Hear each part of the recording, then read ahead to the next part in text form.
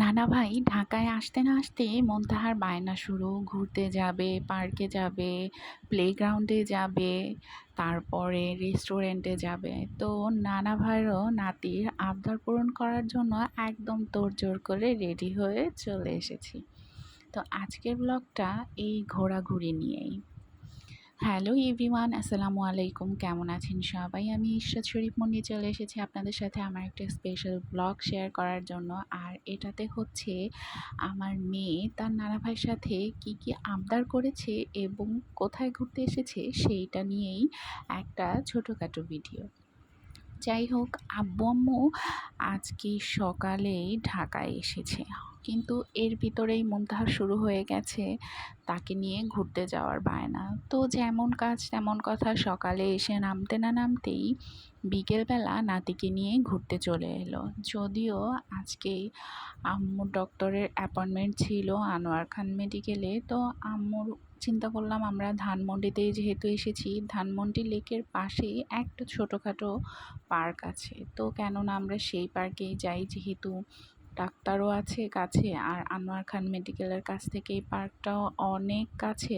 তো সেক্ষেত্রে আমাদের সময়ও নষ্ট হবে না আর মুনতাহাও বেশ ভালো এনজয় করতে পারবে। যদিও এর আগে একবার মুনতাহা এই পার্কটিতে এসেছে, কিন্তু আজকে সে খুব বেশি এনজয় করেছে।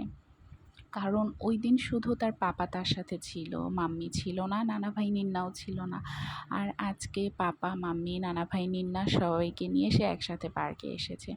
আর এই তো এসেই সে বিভিন্ন রকমের অ্যাক্টিভিটিস এবং রাইডে চড়া শুরু করে দিয়েছে। এখানে এসে সে এই রাইডে উঠে, মানে এই অ্যাক্টিভিটিস করার সময় সে আর নামতেই পারছিল না। আমাকে বলছিল, মাম্মি আমাকে একটু হেল্প করো, আমি নামবো, আমি নামতে পারছি না। কারণ এই রিংটাতে আমিও উঠেছিলাম। এই রিংটাতে ওঠার পরে আমিও এরকম একটু একটু ভয় পেয়েছিলাম, নামতে পারছিলাম না। যদিও এখানে বাচ্চাদের খেলার জন্যই সব ধরনের রাইড ছিল, কিন্তু সবগুলোই মুনতাহা পছন্দ করে না। ও যেটা যেটা পছন্দ করে ও সেই রাইডগুলোতে মাস্ট উঠবেই। যেমন ট্রাম্পোলিনও ওর অনেক পছন্দ। বাসায় ওর স্লাইডার আছে, কিন্তু তার থেকে ও ট্রাম্পোলিনাতে জাম্প করে খেলতে বেশি পছন্দ করে। আর আমরাও কখনো ওকে বাধা দেই না এটা করার জন্য, যদিও এটাতে অনেক রিস্ক থাকে, কারণ অনেক সময় এটা থেকে আনফর্চুনেটলি পড়ে অনেক রকমের ইনজুরি হওয়ার সম্ভাবনা থাকে। কিন্তু তারপরও দেখলাম যে ম্যাক্সিমাম বাচ্চারা এই ট্রাম্পোলিনা খেলতে অনেক বেশি পছন্দ করে। তো যাই হোক, সে উঠে চলে গেল ট্রাম্পোলিনাতে খেলার জন্য। যদিও এই ট্রাম্পোলিনাটা অনেক বেশি ছোট ছিল। আর মুনতাহা যখন মাত্র 15 কি 16 মাস বয়স, হ্যাঁ এরকমেরই হবে, মানে 1.5 বছরের কাছাকাছি, তখন থেকেই ও এই ট্রাম্পোলিনাতে উঠতো একা একা। ওই ভিডিওগুলো আমার কাছে আছে, যেগুলো দেখলে সবাই অবাক হয়ে যায়। মানে ওইখানে যখন ও খেলছিল তখন আশেপাশে সবাই দেখে বলছিল, এত ছোট বাচ্চা কিভাবে এই ট্রাম্পোলিনাতে চড়লো। আর ওই ট্রাম্পোলিনাটা প্রায় 3 তলার সমান ছিল। তো যাই হোক, এরপরে আমার মেয়ে কিছুক্ষণ ট্রাম্পোলিনাতে খেলাধুলা করে তারপরে ওখান থেকে চলে আসলো বোট রাইড করার জন্য। সে দেখেই বলতেছে, আমি বোটিং করব, আমি বোটিং করব।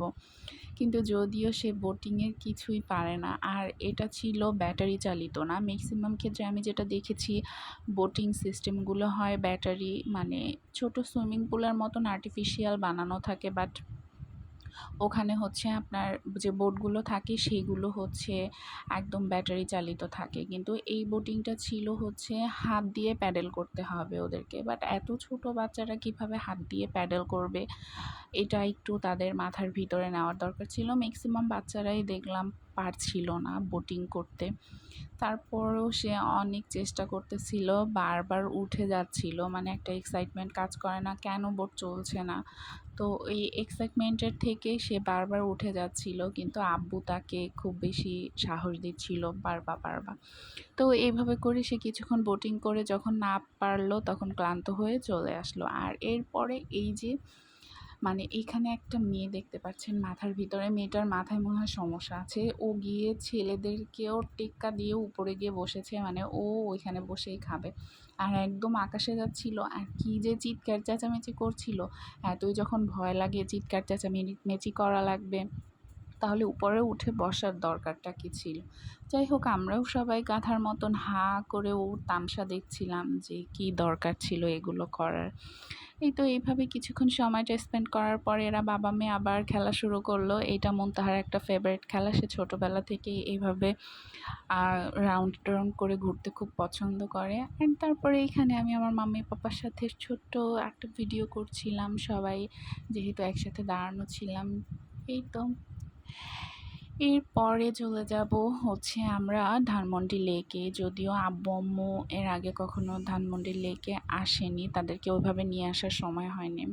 তো লেকে এসে এখানে বোট রাইড করতে চাচ্ছিলাম, কিন্তু এখানে চলছে অন্য রকমের সিন্ডিকেট, তো আমরা আর এটা করি নাই। না করে এখান থেকে মুনতাহা একটা আইসক্রিম নিয়েছে। আইসক্রিম নিয়ে আমরা খেতে খেতে একটা রেস্টুরেন্টের উদ্দেশ্যে যাব। যদিও আমাদের অন্য রকমের মানে চিন্তাভাবনা ছিল, কিন্তু তারপরও এই তো আজকের এই ব্লগটা এই পর্যন্তই। বাকিটা পরের ব্লগে শেয়ার করব। আল্লাহ হাফিজ, টাটা, বাই বাই। ভালো থাকবেন সবাই, দোয়া করবেন আমাদের জন্য।